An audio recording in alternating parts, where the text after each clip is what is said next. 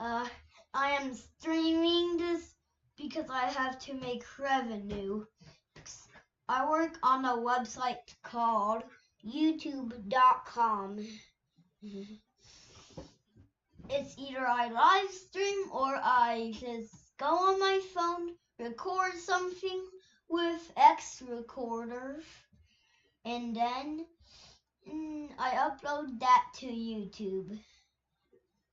So if you want to donate, feel free if you want to.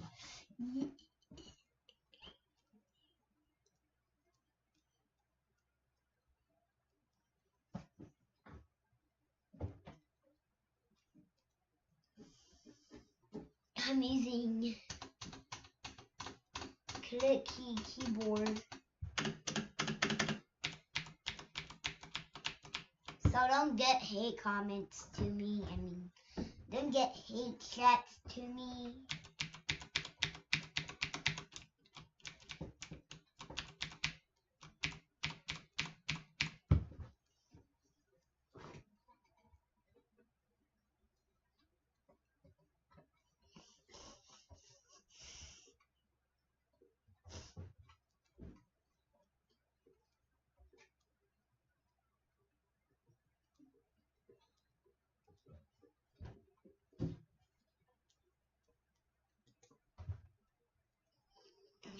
Oh wait, I gotta show you the information and warning.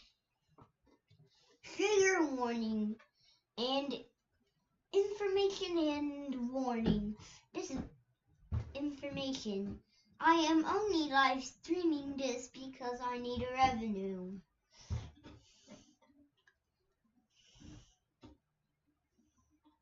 Now the trigger warning. This video can contain blood, gore, and violence.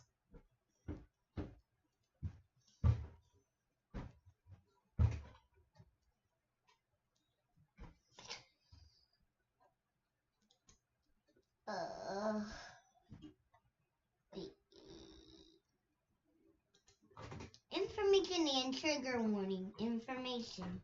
This video is coming to YouTube because I need revenue. Trigger warning. This video can contain blood, gore, and violence.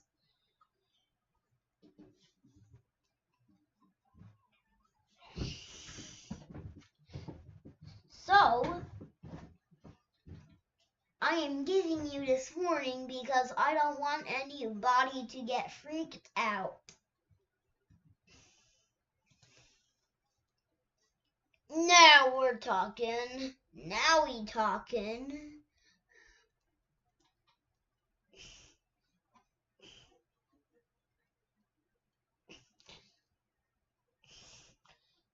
YouTube now allows black. Wait.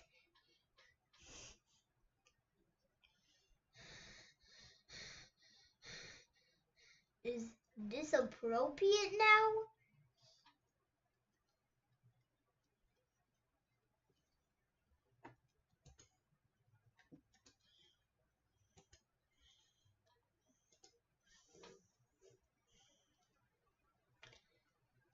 I gotta go do Opera GX. But welcome to another episode of... Okay, class, who would like to do problem 3 on the board? Please don't be me, please don't be me. I know, Miss Einstein. Let's give someone else a try, Ralphie. How about you, Sophia? Actually...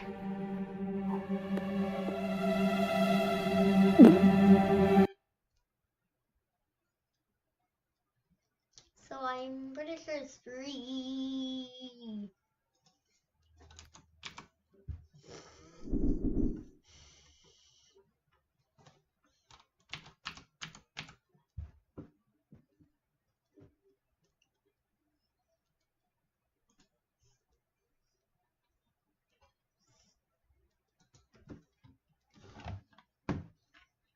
How could you go to the freaking web store in Google? What the hell?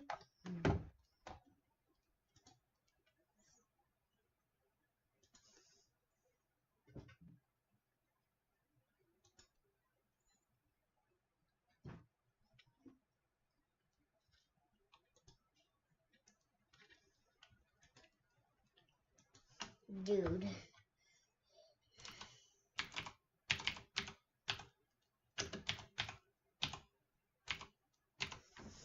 How the hell could you add extensions? What the heck? Add to Opera. Add to Opera. This is not Opera. This ain't Opera. This is Opera GX.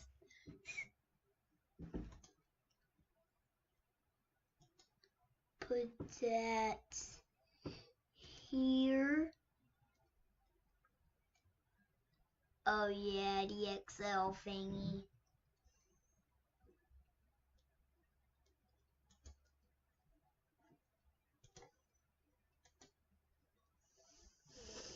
I'm better mine as well.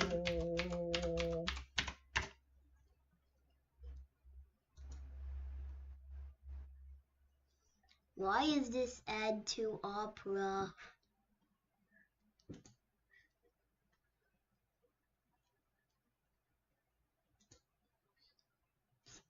Why does it say add to Opera and not remove from Opera?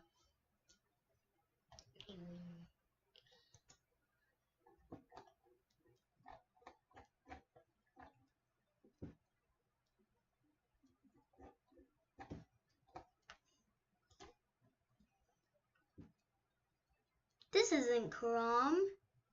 This is Opera GX. What the hell?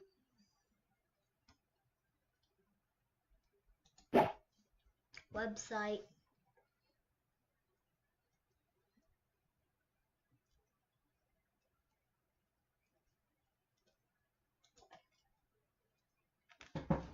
Opera.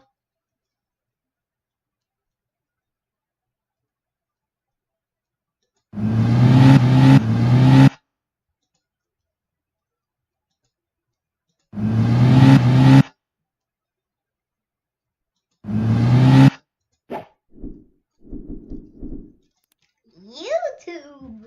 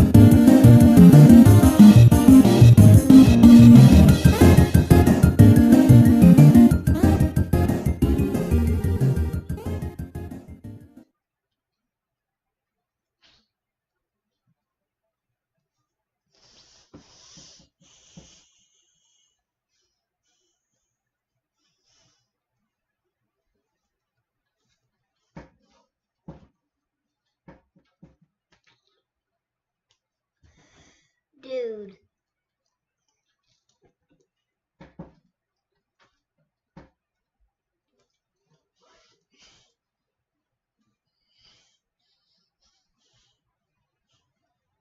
So around 10 months ago, I started working on remaking Undertale in 3D, and I severely underestimated the overwhelming amount of work that needed to go into it. This project by far has the most 3D models I've had to create for any video on my channel, and each of these models also has way more detail. Just for a quick comparison, this is an example of a highly detailed model for my Zelda remake, and now this is a highly detailed model for Undertale. Even the less detailed models have much more complexity. Needless to say, I needed to fill myself with determination to get myself to finish this game, and by that I mean GamerSupps, who I recently just partnered with. If you haven't heard of it, GamerSupps is a company that sells energy drinks, with flavors ranging from the more typical flavors like grape and red raspberry, to the more interesting flavors like anime girl thigh. My go-to flavors have been the Jujutsu Kaisen Cursed Energy and the Strawberry Lemonade. If energy drinks aren't your thing, they've been adding new products like tea, food bars, and their latest product, Gamer Soup's Instant Noodles. And a lot of their products are anime themed, but they do have a button for people who aren't into that and don't want to walk around with some anime girl in their cup. So if you want to try it out, you can use my code CAN'TDRINKTHIS to get 10% off any order. If you guys end up really liking it, we might even get a cup design or flavor of our own at some point. And now back to the video. Now I know I said I just started this project around 10 months ago, but that's not entirely true. I actually started working on it all the way back at the beginning of 2022. But I only ended up working on it for a few days before giving up. And the reason for that is because modeling Frisk is hard. If you look at the sprite for Frisk, you can see that it isn't symmetrical.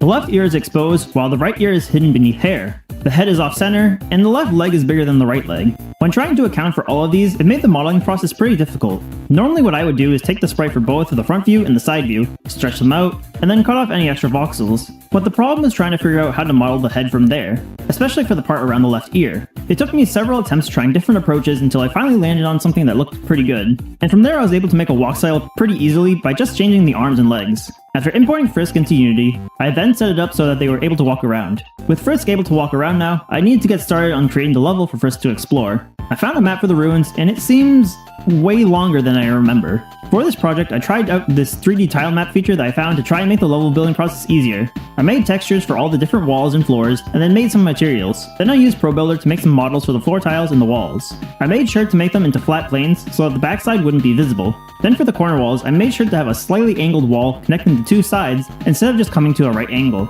Originally I had these small outer rim parts on the top of the walls, but I ended up just deleting them because they would look weird when looking through the wall, and it obstructed the view. And with these floor tiles and wall tiles all set up, I could now go around placing them with the tile map brush tool. A lot of this was just tedious work placing them where they needed to go, and for some parts I needed to make new wall tiles because the walls there were a bit taller in some areas. The next thing I wanted to do was change the skybox to be completely black so it was like standing in the void. For this I changed the skybox from default skybox to default diffuse. Unity gave me a warning saying that this shader doesn't support skybox rendering, but I'm going to pretend I didn't see that because it looks like it's working to me. With this new black background, I added a new sprite with a gradient that fades to black to make the top and bottom of the ruins entrance look a bit more natural. And the last thing to do before moving on to creating more voxel models is to do the walls inside of Toriel's house. The floor here doesn't follow the same pattern as the rest of the ruins. The ruins floor has room for an exact number of floor tiles, unlike in Toriel's house. So what I did was make some walls using ProBuilder, and then I'd go back and do the floors later using Magic Voxel. But before creating the models for props on the map, I wanted to create some more NPC characters. The ruins has 4 NPC characters: Flowey, Toriel, Frogget, and Napstablook. I started with Flowey since it's the first character you meet in the game. The basic Flowey model was pretty easy. It's just a normal flower with a face on it, with a second model where the mouth is open so we can talk. The hard part comes from the animations. Flowey has two animations, one where he's laughing, and another where he sinks into the ground. The one where he sinks into the ground was fairly easy. All I had to do was straighten out the stem, change the petals a bit to make it look like he's moving, and then lower him into the ground. The laughing model was the challenging part. I had to make a few models, gradually growing the sides of his face and distorting it along the way. Then the laughing part just loops between two frames, where one has the mouth open more than the other. When putting the animations together, I think it came together pretty well. Next up I had Toriel. I used the same modeling trick to make her that I used for Frisk, and I similarly had some bad attempts with her. The first one made her look a bit bloated in the face, so I tried again, and this time cut out some holes in between her face and the ears, and slimmed down her face, and I think it looks a bit better. Toriel has a few animations of her own, most of them involving Frisk. After making a basic walk cycle, I edited it so that she could hold on to Frisk's hand for the part where she guides Frisk through the spike maze. There's also the animation where she pats Frisk on the head when showing them to their room. There's one frame where she's holding the phone to call Frisk near the entrance to her house. Toriel also sits on Cheriel while reading a book, and then stands up while closing the book. And the final animation for Toriel is when she's hugging Frisk at the end of the ruins. This one was a bit weird since I had to stretch Toriel's arms to be longer than they normally would be to fully wrap her arms around Frisk. The only other option I would have would be placing Frisk slightly inside of Toriel, which would probably also look weird. For the third NPC, we have the Frogget. Frogget can be seen in a few places on the overworld ruins map outside of battle, and each of these follows the same idle animation pattern. The head will bob up and down, while the eyes on its stomach will move left and right. You can never see Frogget from the side, so I had to guess at what it would look like. I think it kinda turned out more like a dog rather than a frog though. And now for the last NPC, we have Napstablook. Napstablook's design is pretty straightforward. He basically looks like a person wearing a white sheet pretending to be a ghost, so there's not a whole lot of detail there. But regardless, after finishing the models for all of the characters, it was time to start the modeling process for everything else in the ruins, which is where I think most of my time was spent. Each room had various props and other stuff that needed to be turned into voxel models. Some of them were pretty basic, like these leaves or these signs, but others got fairly complicated, like this pillar. The pillar alone took several hours of work. First I had to see what it looked like from the front, and then from the side, and then combine those together, before finally adding some detail and smoothing it out for the finished product. These doorways also had a similar amount of detail put into them. Luckily, a lot of things were less complicated, like the buttons, the spikes, these levers, the vines, the leaves, and these signposts. But other things like the spiderwebs, the rocks, the candy bowl, the dummy, and the save point took a bit more work. For some things like the save point, the ribbon, and the knife, I made sure to make it so that they are always facing towards the camera. My models for these looked a bit weird when viewed from other angles, especially the save point, so facing it towards the camera allowed them to stay 3D while also looking normal. Before moving inside of Toriel's house, there were just a few more props to place in the ruins, all of which were extremely detailed. The first being the staircase in the beginning. It took me a while to decide which height worked best for the stairs, and then also having to fill in all the gaps where the black color is. If I lighten it, you can see all the detail that went there. The next thing was the tree in front of Toriel's house.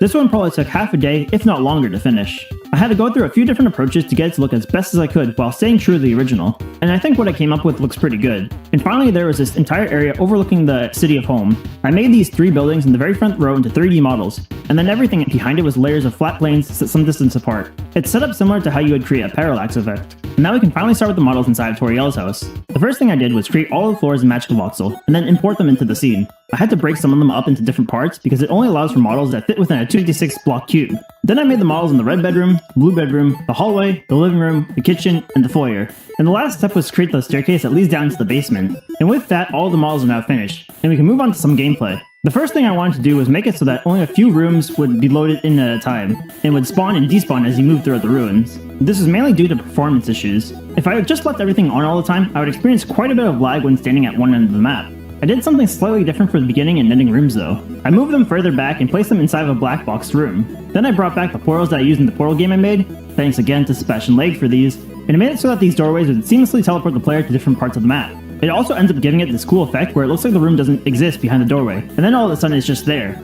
Now that the player can properly traverse the map, I needed to start adding in a way for the player to interact with things. So I made a script called Interact, which is responsible for most of the things the player can interact with. It can store some dialogue along with the option to add in a space sprite to the dialogue box. It also keeps track of what face the sprite should be making as the character talks. After interacting with the object, all of this information is then added to the dialogue system in a queue. So after it adds the dialogue, it removes them from the queue after they are read. Once all of the dialogue is read, it then closes the dialogue box. If this dialogue is supposed to trigger an encounter at the end, it'll then play an animation to shift over to the battle scene. There's also the special animation that plays when transitioning to the battle with Toriel, where the level fades away first. This interact script is also responsible for transitioning to random encounters. The random encounter adds nothing to the dialogue system, and since the dialogue is immediately finished, it instead just transitions to battle. Each room has a set of battles which are possible to enter. So for example, some rooms can encounter Frogget, while others can't. This information is tracked by the monster spawner script. When entering a room, it resets your step counter, and then calculates the number of steps needed before having a random encounter. This number gradually increases with the more kills you have, so farming kills for a genocide run usually takes a while. Once you have enough kills, you will now start to enter a battle where nobody came. After this, the Frogget NPCs won't appear anymore, and Natsublook will fade away before you start talking to him. And now with all this talk about battles, I think it's time to start talking about the last part of the game, which is the enemy encounters. Once you're in a battle, you can pick which action you want to do. You can fight the enemies by timing your attacks to do more damage, or you can pick from one of several acts to do. These acts are peaceful options that you can take in battle, and if you do the right act or meet the right conditions, you can then spare the enemy. After your turn is the enemy turn. The dialogue box will start to shrink and fade away before shifting to a new angled perspective. Originally I was planning on making the battle play out like Velocibox, where the attacks would come at you as you move around the box. But the only reason I thought of that was because I was remembering one specific attack from the battle with Sands, and then I realized that like 99% of the attacks are nothing like that. So instead I made it shift to this 3D perspective. The player's soul can move in any direction to dodge the attack until the attack ends. Getting hit will reduce your HP and cause the screen to shake. Playing in this perspective makes it hard to tell where everything is though, so I placed some shadows on the floor to help identify where the player is and where the attacks are. For the player shadow, I also made it so that the shadow will be more opaque when you are closer to the floor and more transparent when you're closer to the ceiling. The 3D perspective trivializes some attacks, as it makes them much easier to dodge. However, it also makes some attacks much harder to dodge, so it really depends on which enemy you're facing. I'll try to talk about the attacks without spoiling how to avoid them, so you can figure that out by yourself while playing. The first attack is Frogget, and has 3 attacks. The first attack is the Fly attack. Frogget will spawn 5 flies that will fly towards the last position of the player. Every second or so, it will change direction and update the last position of the player. The next attack is similar, but instead uses a couple of balls that shoot from the ceiling and despawn when hitting the floor. This one never changes directions. And the last attack is the Frog Jump, which only activates when Frogget is alone in battle. Frogget will spawn a couple of frogs that will jump from right to left at a random height and random speed. The next enemy is Whimsin, which has 2 attacks. The first attack spawns butterflies from the floor around the player, and to fly straight up towards the ceiling before despawning. The other attack is the Butterfly Circle. This attack is pretty straightforward. The butterflies fly in a circle around the player, and the circle will grow larger and smaller over time. Next up is Mold Maul, which also has 2 attacks. The first attack spawns large balls that fall from the ceiling in a zigzag pattern. The other attack is similar, except the balls fall in a straight line, and explode after some time into smaller pellets. After Mold Maul is Migos, who has 2 special attacks. Migos always appears with other enemies, so when there's other enemies still active in battle, it always activates its first attack. This attack spawns butterflies from the sides of the bullet board, and they randomly choose to either fly up or down. If Migos is alone in battle, it'll start to be happy, and it has an attack where it just dances. The Vegetoid's 2 attacks also have a special condition on them. Both attacks will spawn one green version of the attack. This one will heal the player instead of damaging the player. The Carrot attack rains down carrots from the sky, and the Vegetable attack will spawn in a bunch of vegetables that bounce around in random directions. Luke's is the final enemy before the bosses that has 2 versions of 2 different attacks. The first attack spawns in a couple of balls that will bounce around, slowly growing in speed, and the second attack spawns in a bunch of worm-like creatures that wiggle around the bullet board. Both attacks have a slow and fast version. Which version plays depends on the actions you take during the battle. And now, onto the bosses. I'll start with Flowey since he really isn't a boss. His encounter is unique since there's no grid, and there's no options for you to do in battle. As he talks, he'll start to spawn some friendliness pellets at you. He also has another attack where he spawns a giant ring of pellets that slowly close in on you. Next is Natsublook, who's like a mini-boss. He has 2 attacks, and like Luke's, they'll play at varying speeds depending on the actions taken in battle. For the first attack, he cries out these large tears that fall down into the bullet board. If the player does some specific actions, he'll instead start to cry upwards, showing you his Dapper Blook look. For the other attack, he has these long lightning bolt tears that fall down and work their way around the bullet board, tracking the player's position before firing to fall onto the player. And now for the first real boss of the game, we have Toriel. Toriel has 4 attacks, with slightly different versions as well. The first attack spawns in flames from the ceiling that sweep back and forth. There's a slightly different version of this attack as well, with a shorter bullet board that also spawns flames on the left and right, similar to the Miyagos butterfly attack. The next attack spawns flames in a helix shape, and the shape of the helix slightly changes over time as well. This attack was simple for me to add since I just had to change one line of code from the sweeping attack to make it work like this instead. The third attack is one where Toriel moves her hand across the bullet board, spawning in flames that act as homing missiles. This attack has a second variation as well, where there's 2 hands instead of 1. And the final attack has flames that fall straight down from the sky and try to avoid the player if they get too close. This attack only activates when Frisk is low on HP, as Toriel tries to take mercy on them. And that's pretty much it for the attacks. The only other thing worth mentioning here was that I also added the ability to use items in battle. And with that, the game is basically finished. All that was left at this point was to add in the pause menu, a new settings menu, which as you can see I also added in a first person's perspective, and I added in as many Easter eggs as I could find from the original. There are points in the game where Flowey can be seen stalking the player, the annoying dog steals the cell phone from Toriel and keeps calling the player, there's a hidden Frogget in the wall, And this frog here only appears if you meet certain conditions. So I'll stop talking here and let you try it all out for yourself. I'll put a link in the description for the download. It'll have a video showing how to download and run the game if you can't figure it out, as well as showing the controls. Alright, see ya.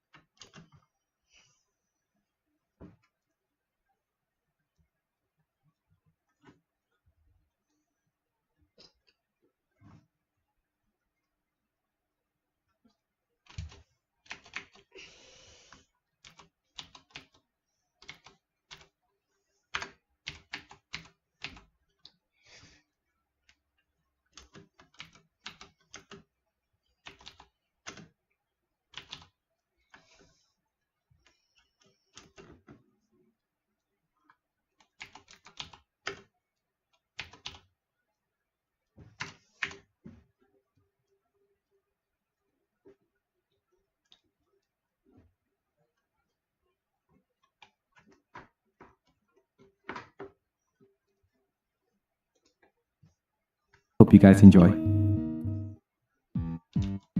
For this game, I wanted to recreate the fight with Asgore, and I wanted to first YouTube. I have an opinion. I have an opinion, but I think it's kind of underrated. I have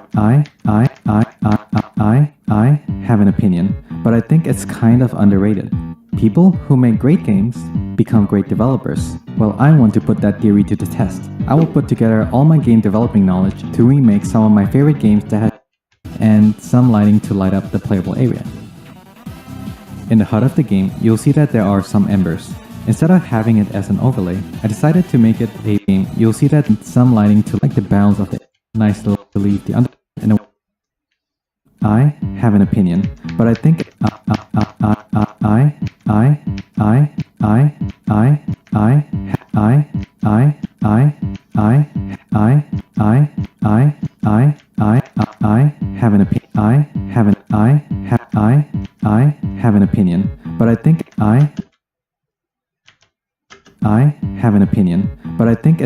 of underrated.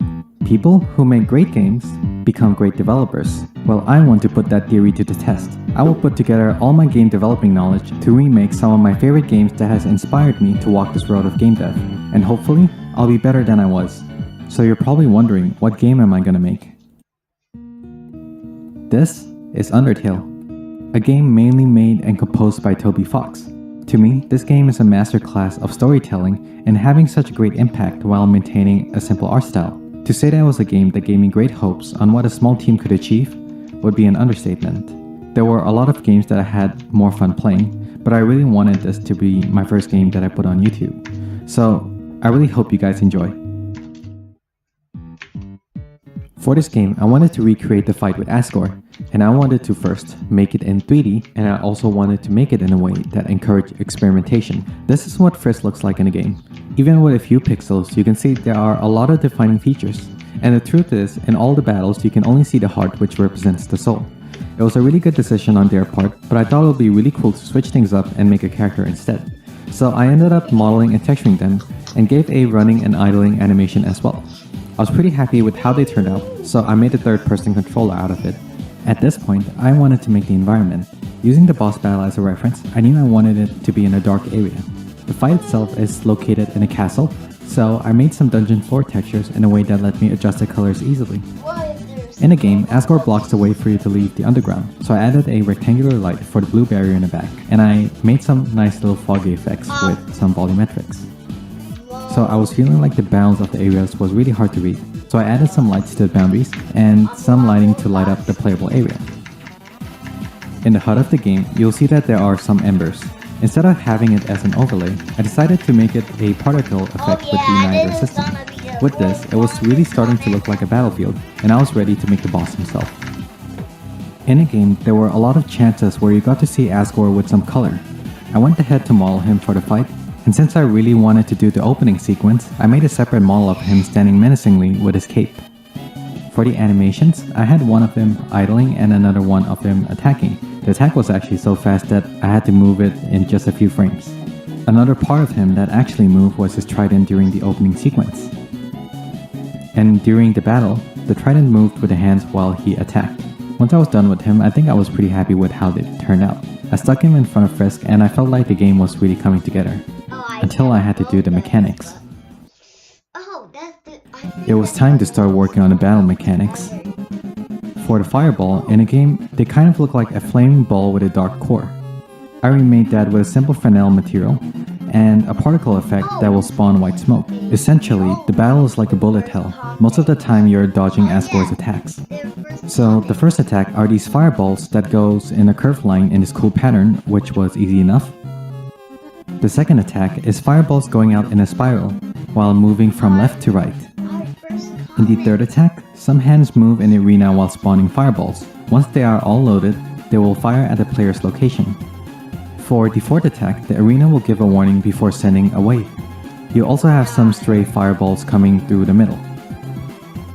For this attack, we have fireballs moving in a circle, and they will just come towards the center of the arena. So this attack was actually insane to make.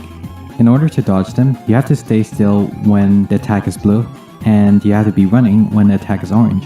You'll see that before he actually attacks, he projects what attacks he's gonna do by flashing a certain color with his eyes. For the weapon trail, I actually dusted off a sprite and tried to make it myself. It was pretty bad, but more or less it would serve its purpose. This is the animation for the eyes, and the reason why I had it white was so that I could tint it orange or blue in the game engine. So this is what it looks like at the end. It was the hardest attack, but I managed to get it working. When I was working on a game, the biggest challenge was trying to match the perspective of Undertale to a 3D game.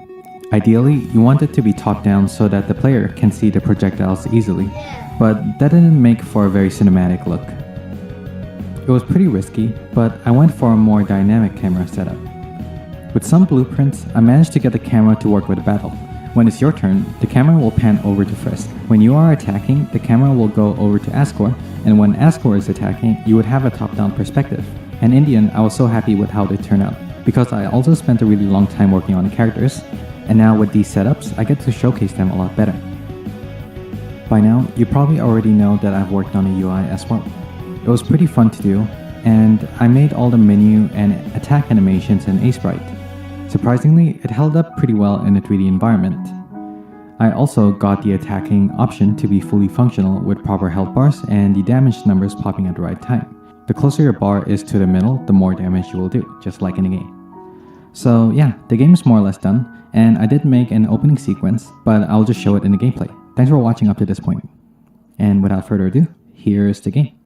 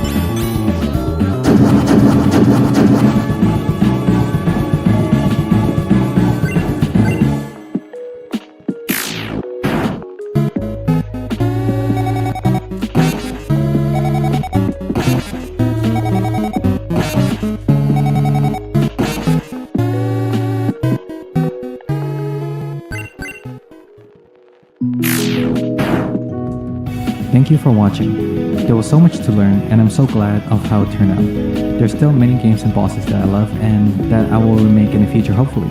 So till then, see you later.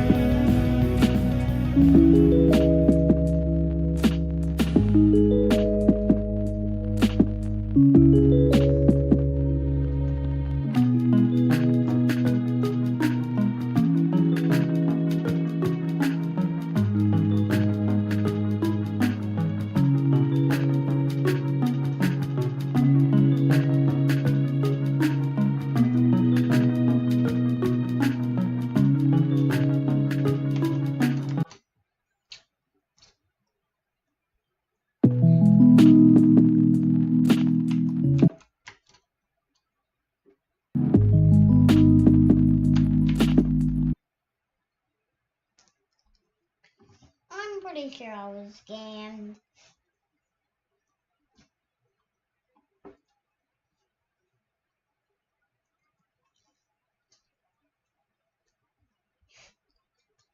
Just like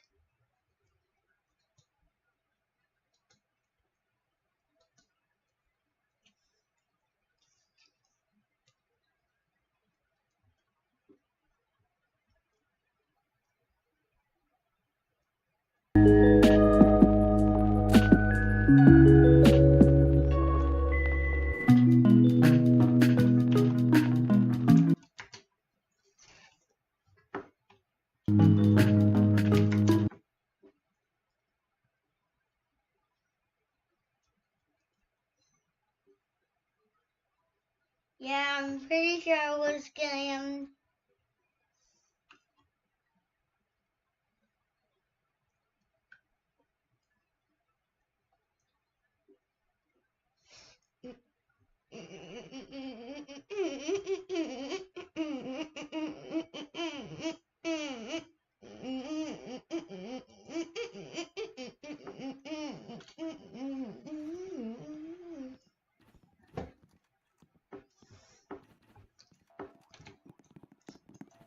I swear to God.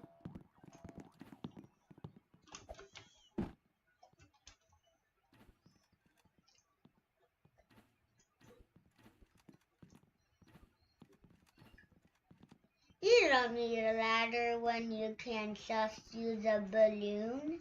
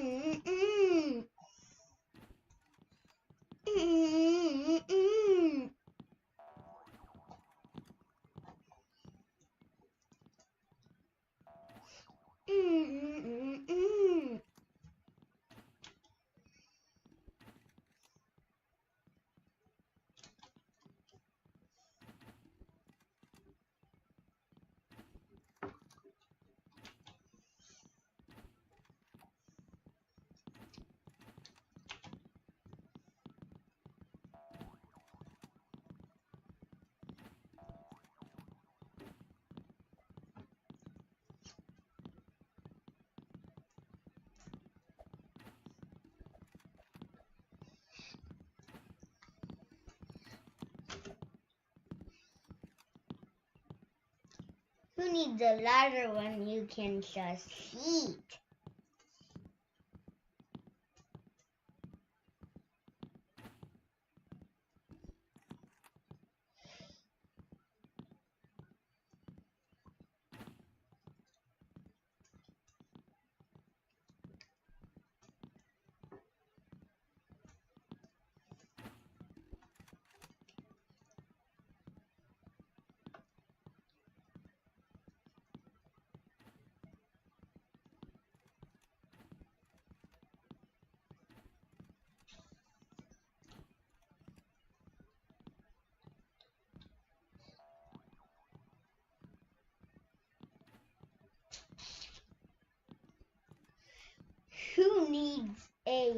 Who needs to climb when you can just use balloons?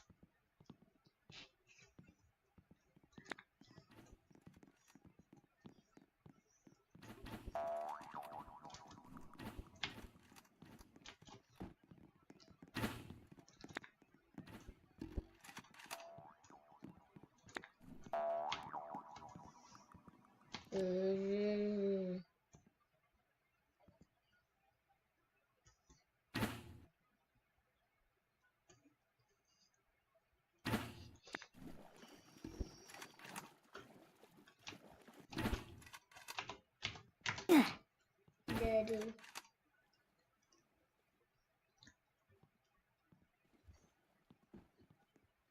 Special attacks. Tornado of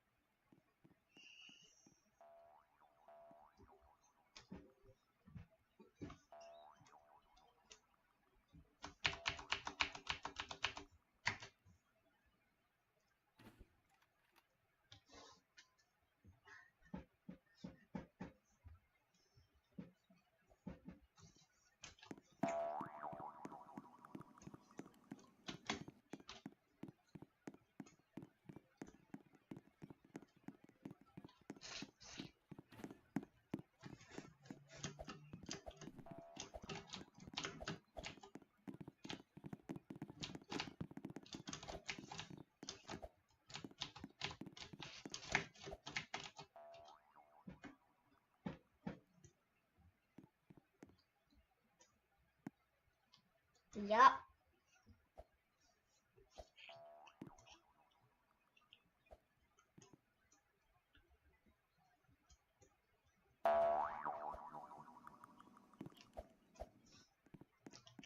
I don't need stairs when I can use balloons.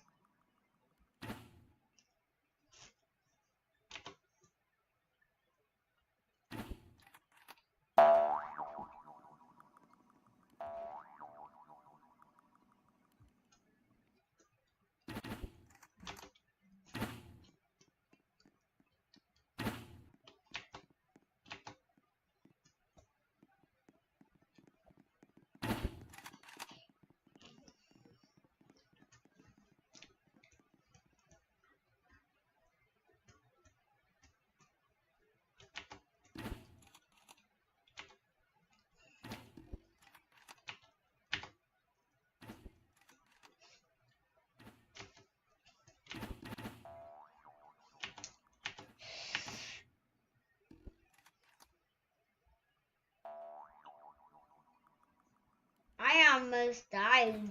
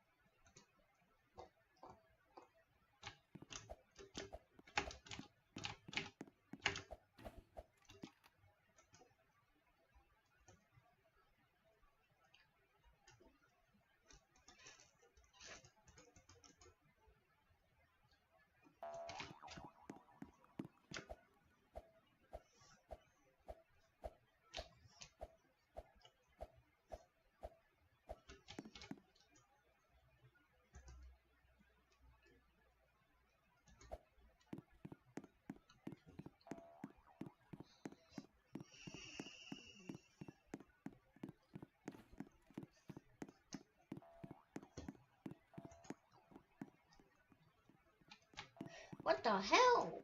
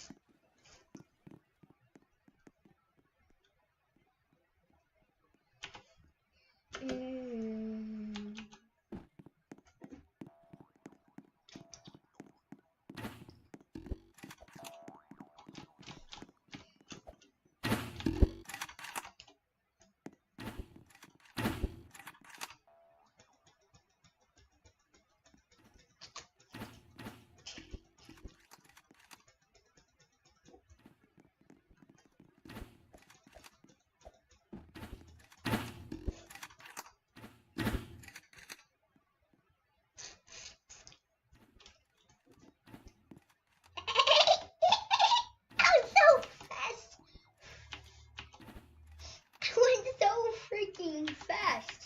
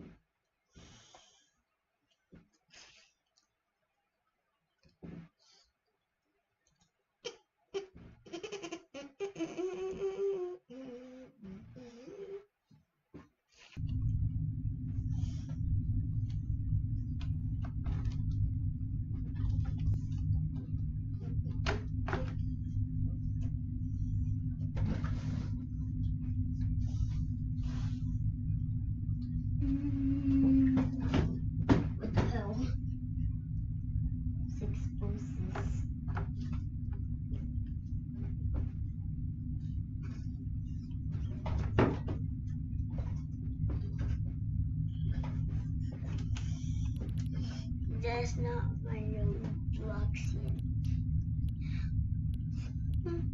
There's not a Robloxian. That no way.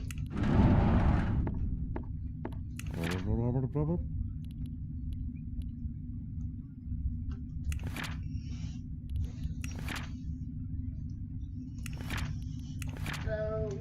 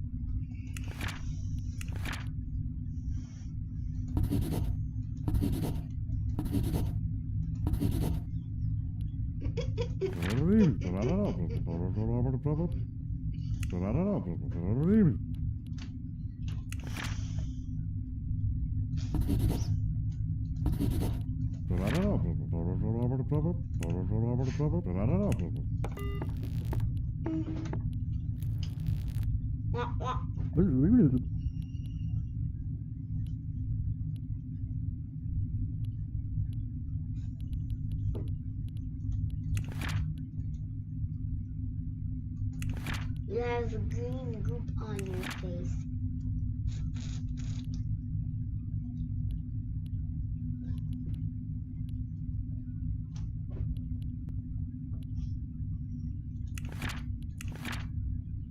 You have ID your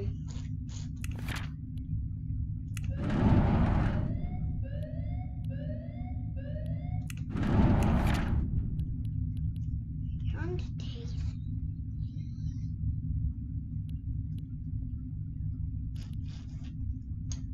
not on today's list. You have green goop on your face.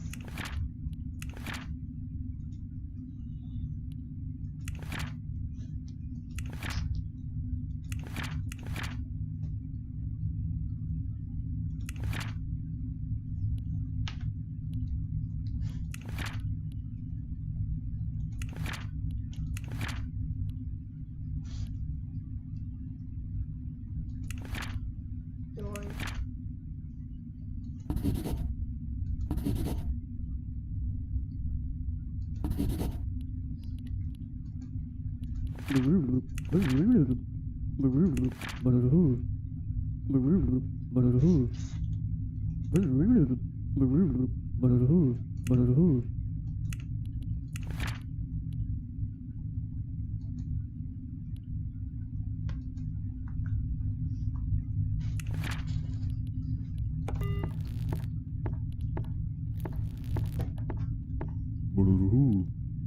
it's Roblox.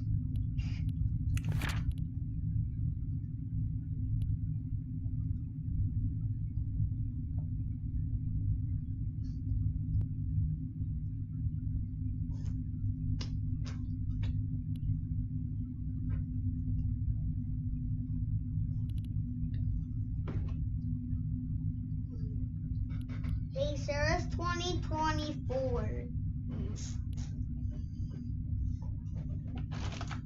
Hey, sir, it's 2024.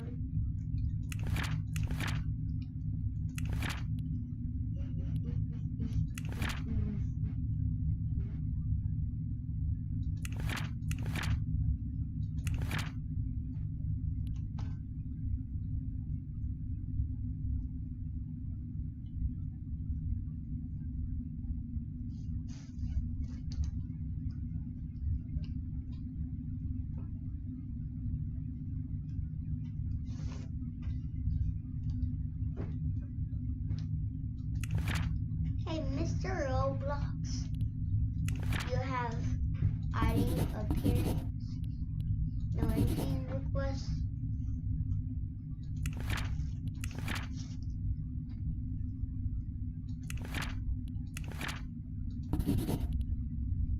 But you are on this.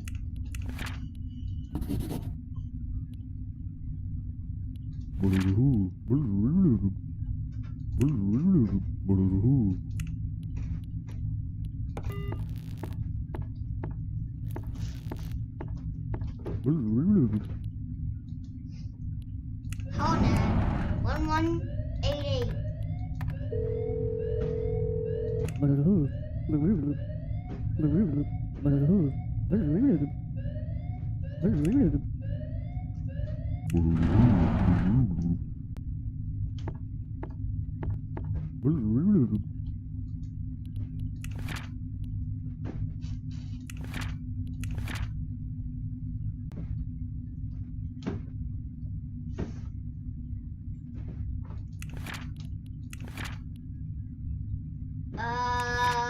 Your clone is Preston Big.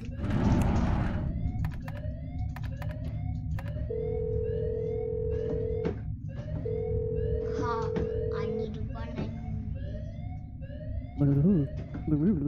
Yes, I need. I need Thanks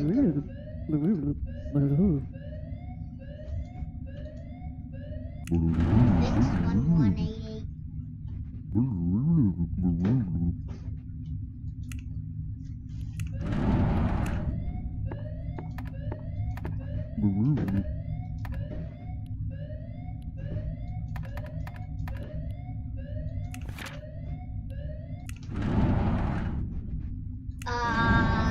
Yeah, it's a clone.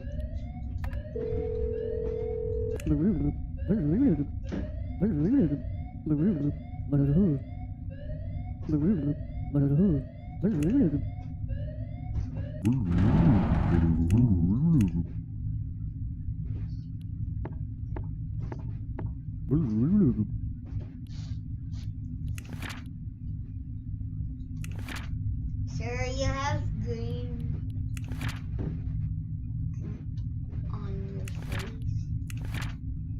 You live with Adam Big.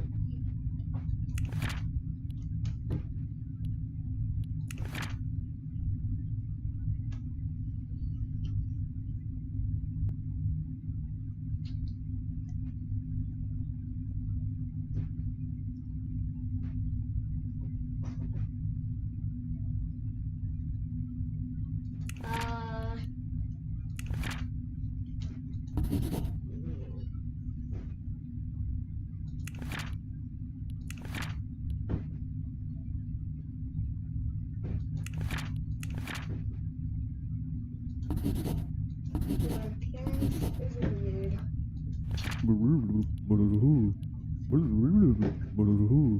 No, you don't. Then what is that green goop? 5.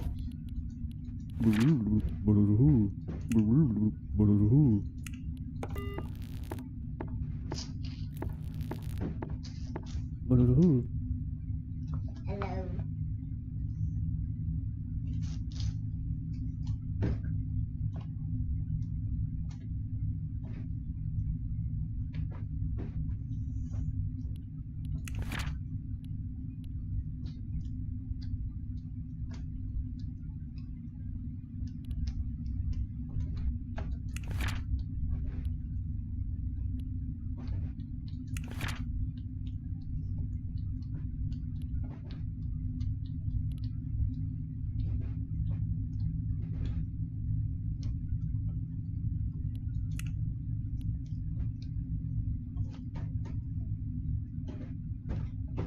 Hey, Mom!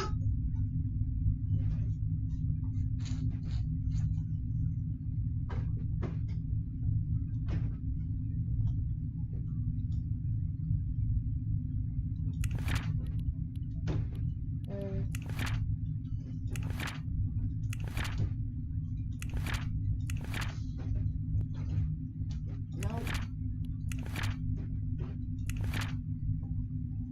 Creek.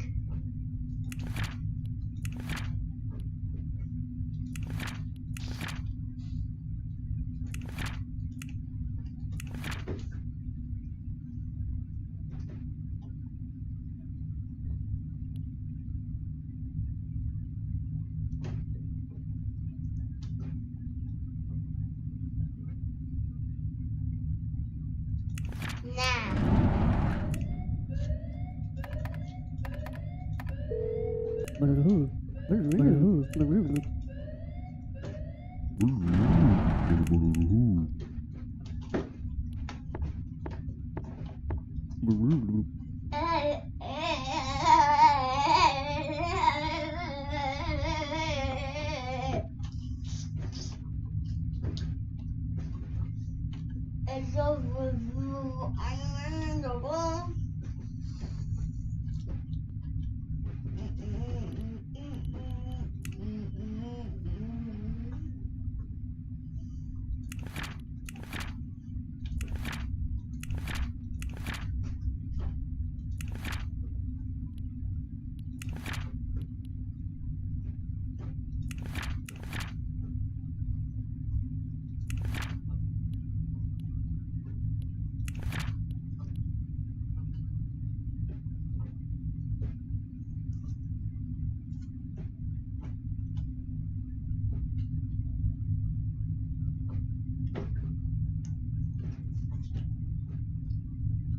It says you're from 2022.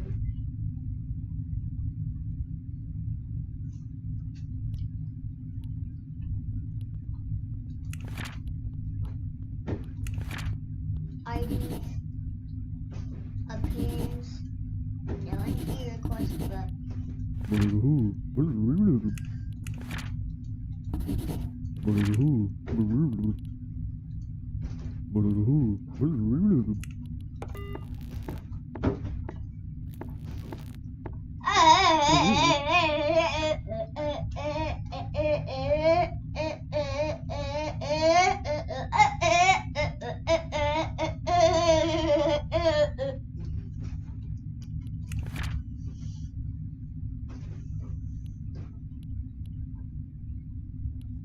what the hell?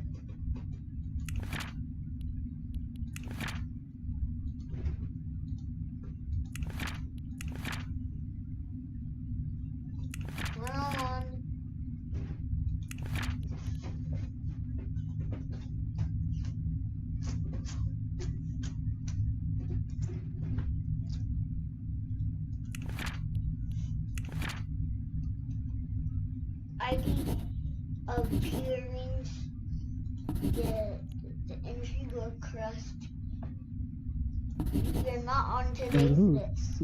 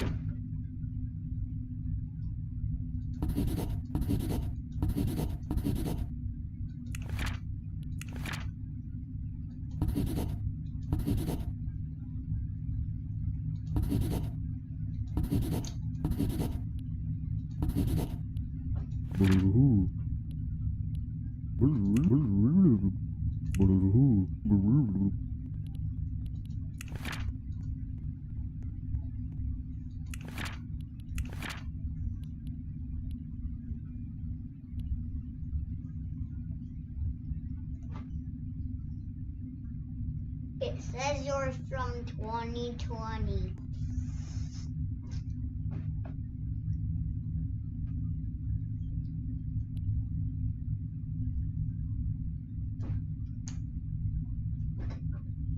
It says you're from January 1, 2020.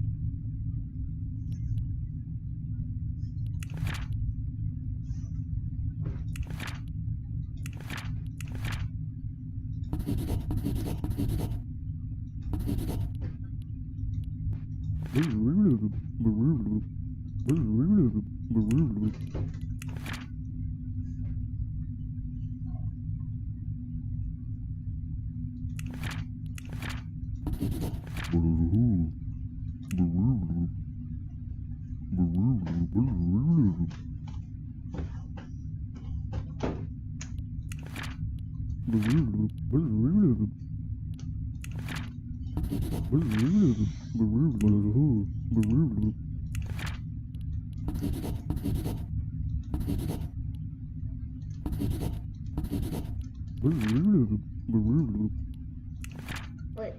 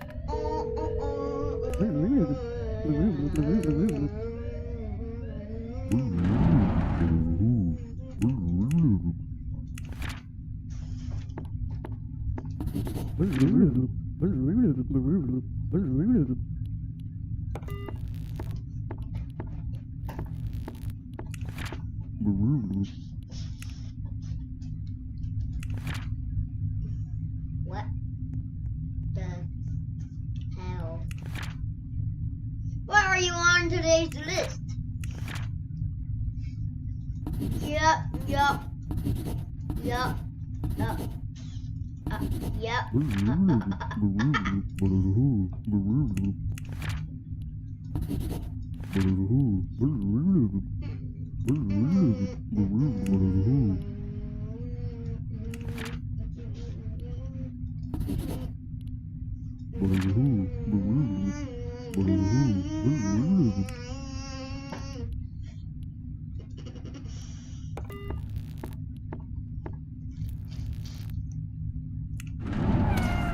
What the hell?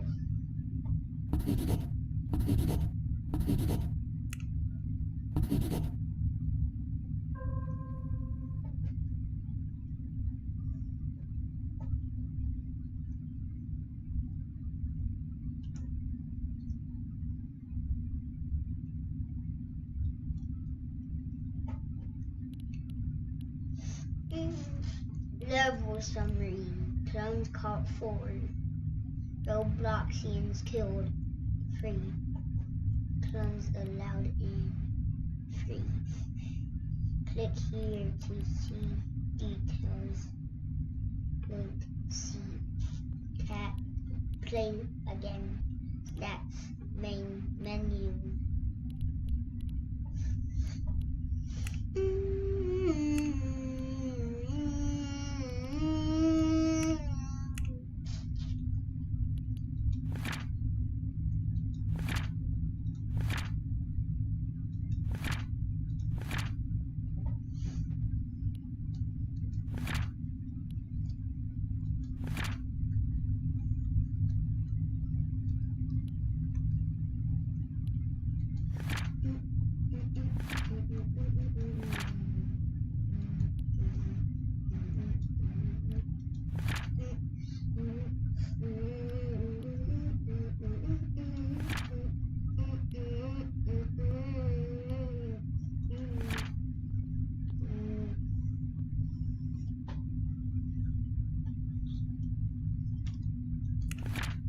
This is a difficult job. So what?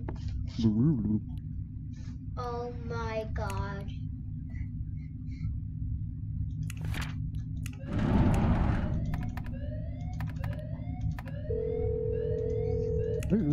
A clown.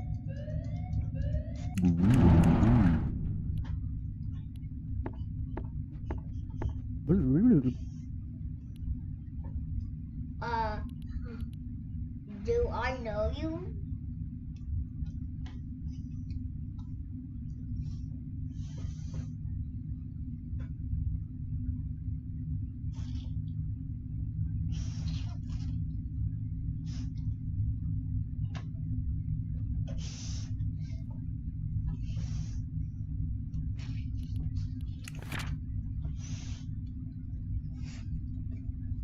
Creecraft.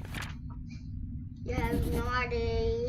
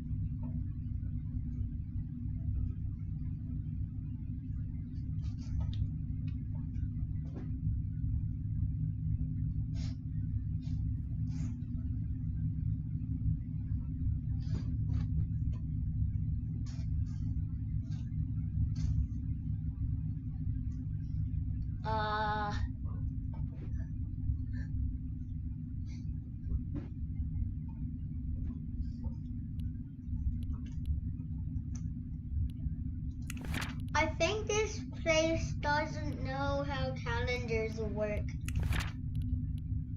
Like, it says the year from 2025.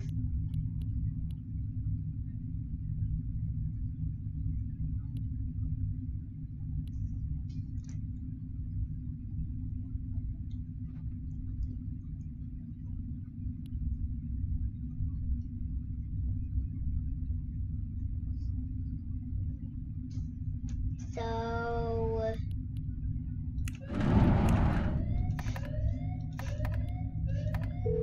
five.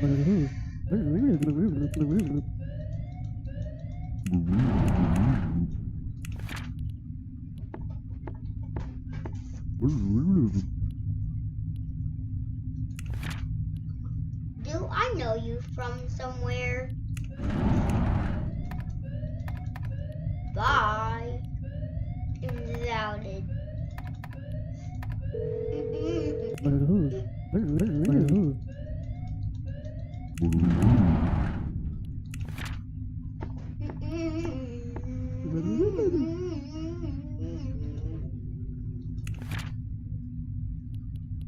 I know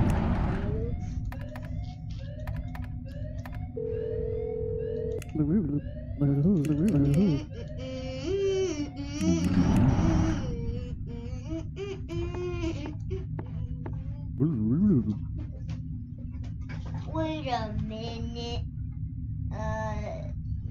Wait a minute. Do I know you from somewhere?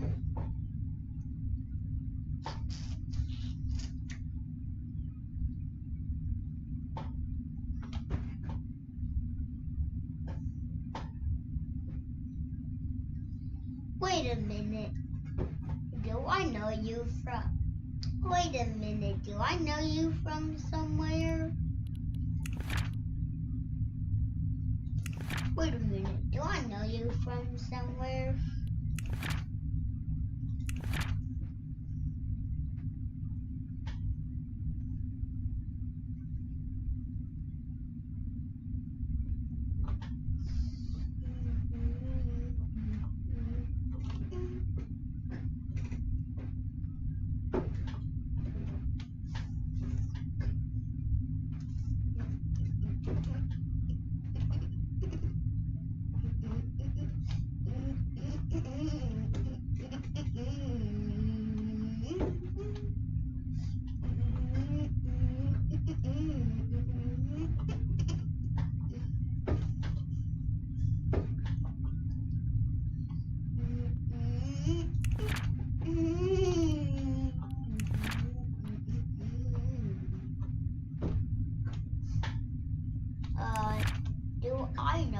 somewhere.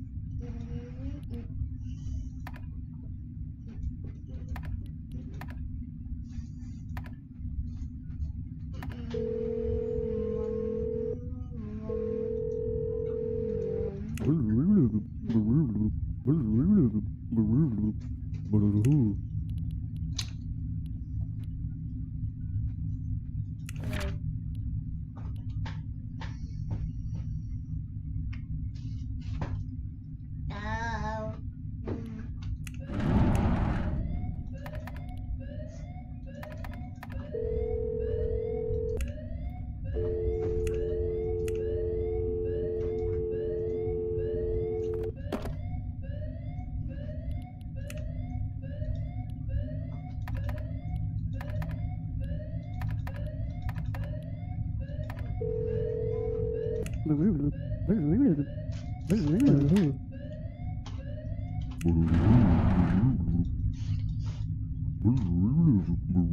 thank you, sweetie.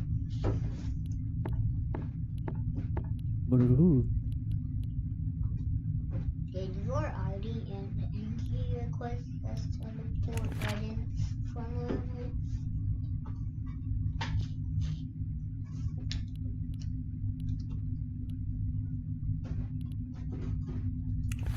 Seven-year-old in my place. 1188.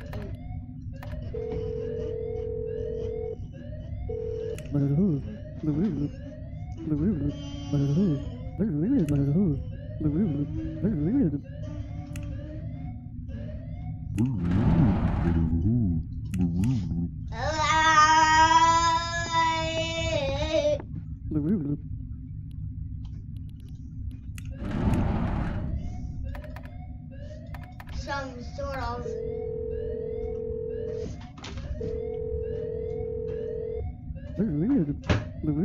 Yeah, there's a clown.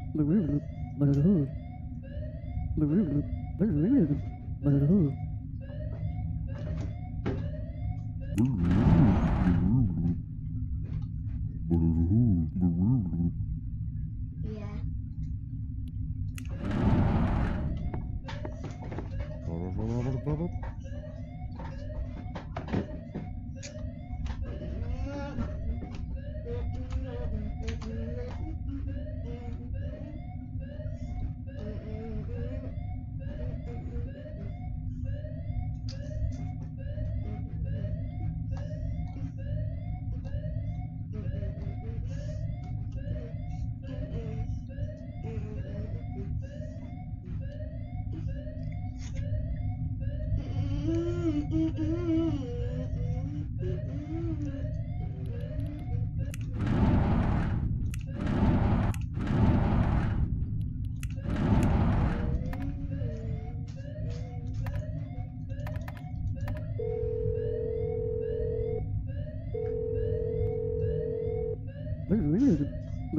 Yeah, clown is in here. Yup.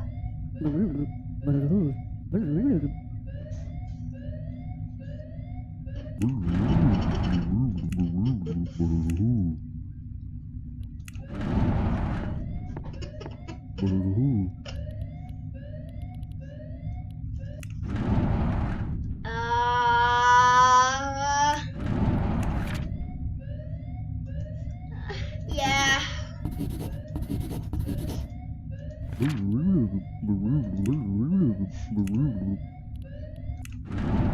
Yeah.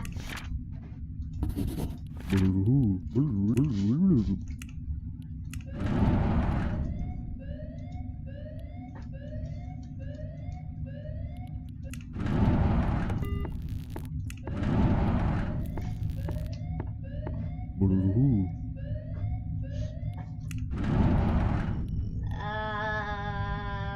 are you missing an eyeball?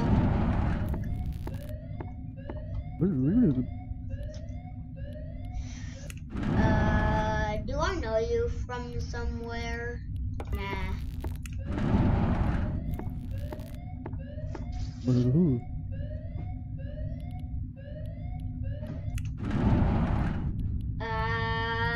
You have no entry request.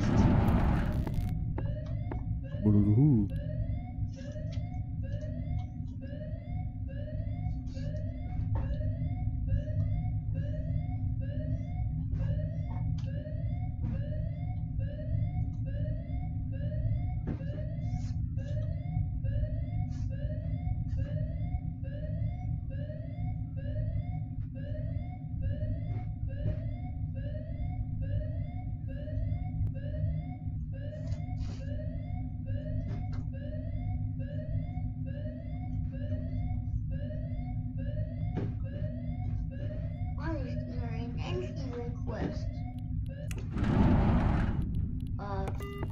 Please get out. Already. Ah.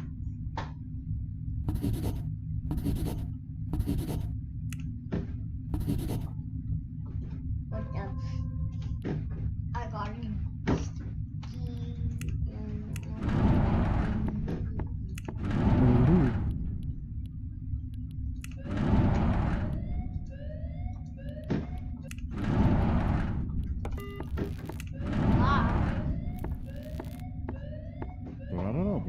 Why did I hear the word hello? Why is there an entry request? Get stamp. Oh, it's Jared.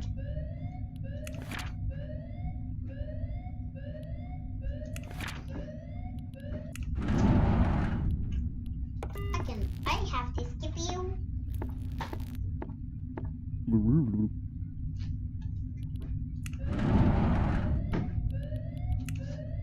One, eight.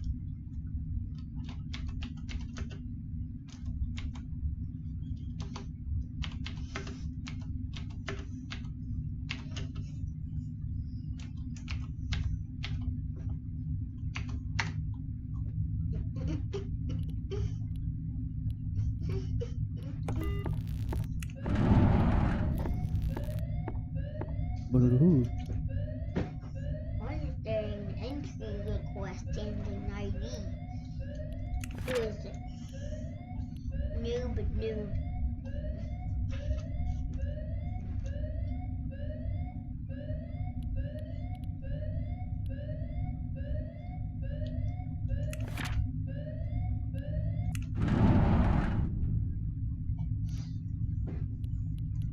Five.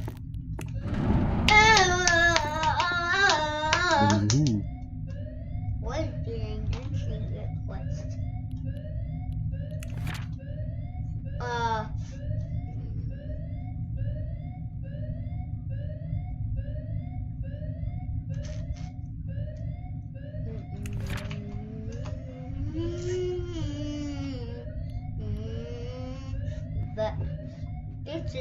episode of Reeeeee.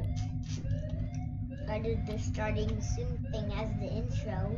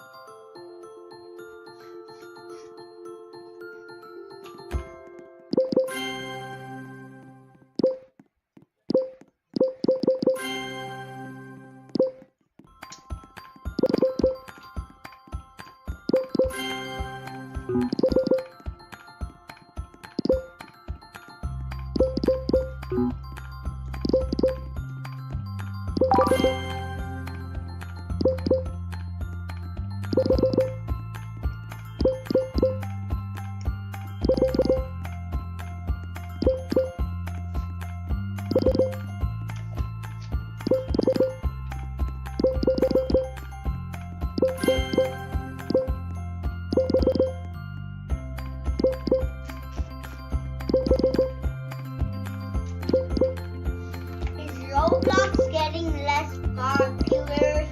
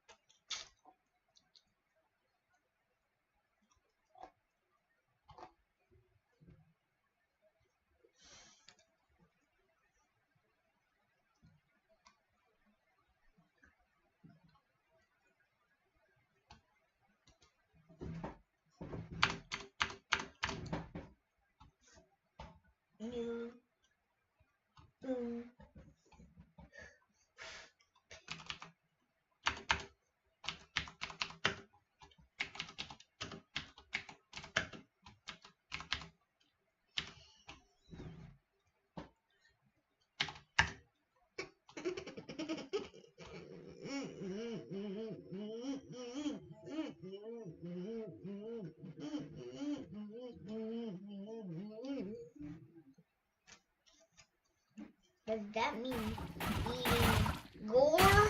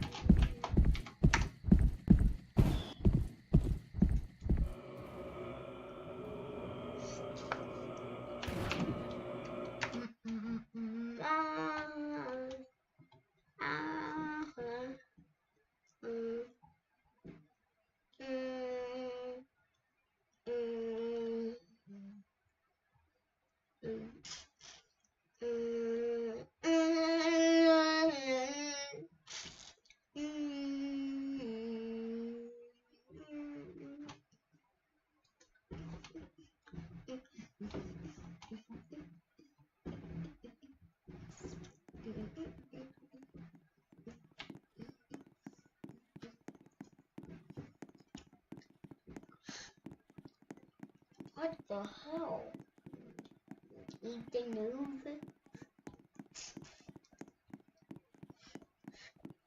Don't tell me we're gonna eat something that.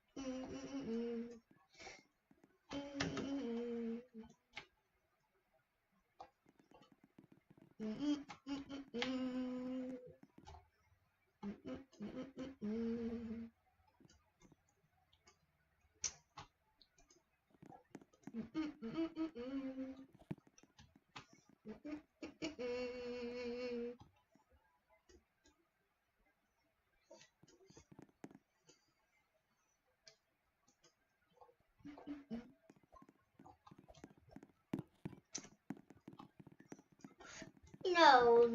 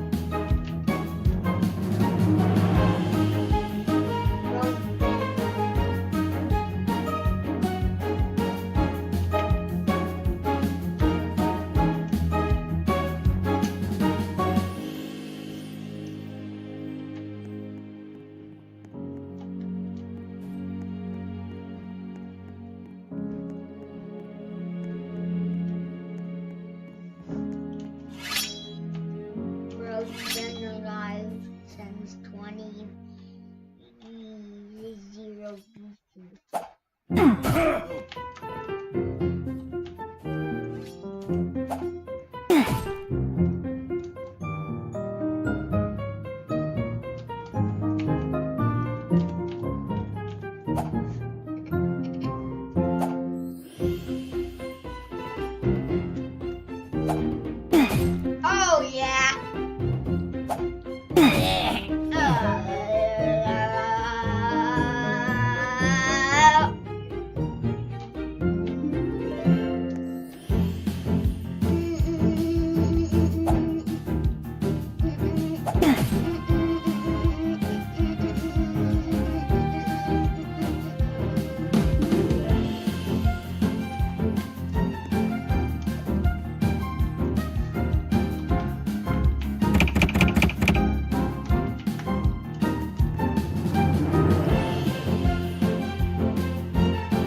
Get down.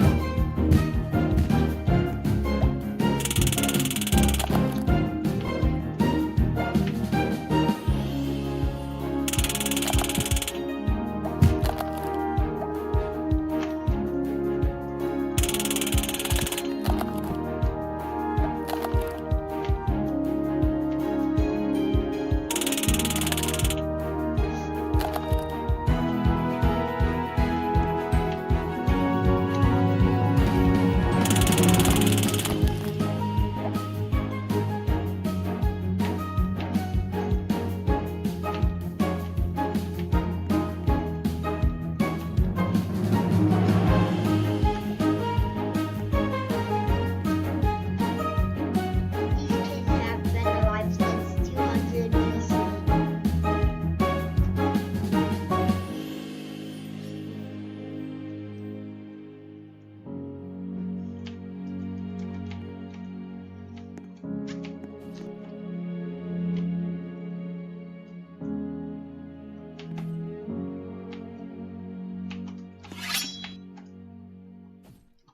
Guys. Ow!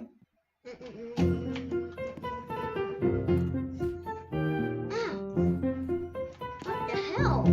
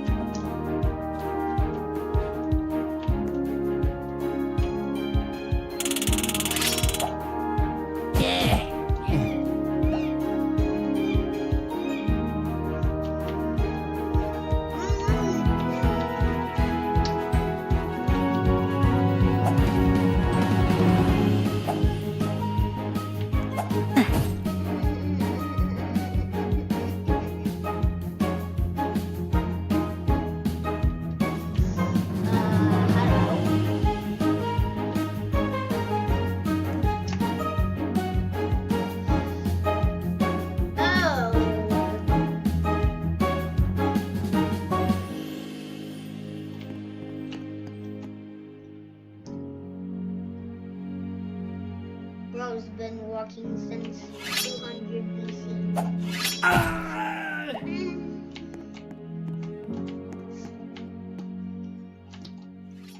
He only has one more leg left. And it doesn't have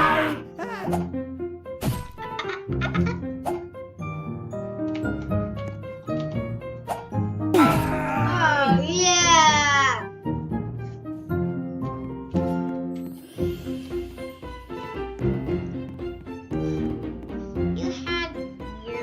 You've been flossing since 200 BC.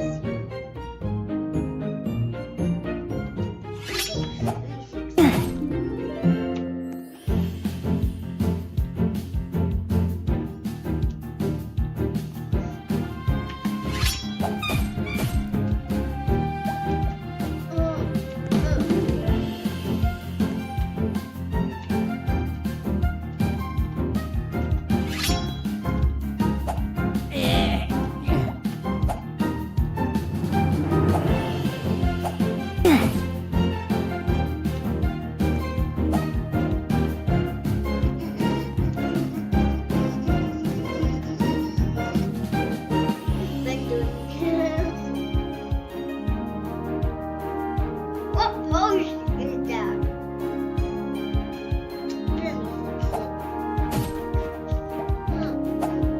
Let me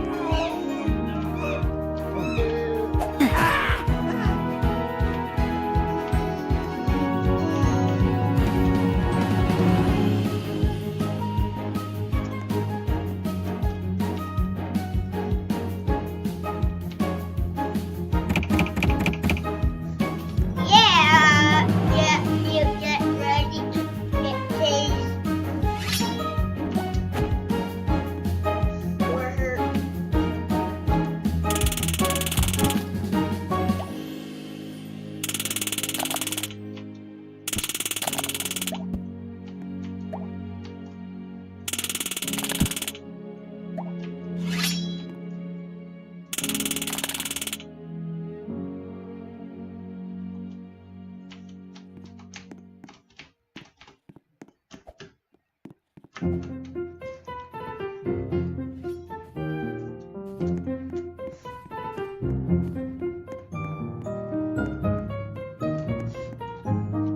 These people were zesty since 200 BC.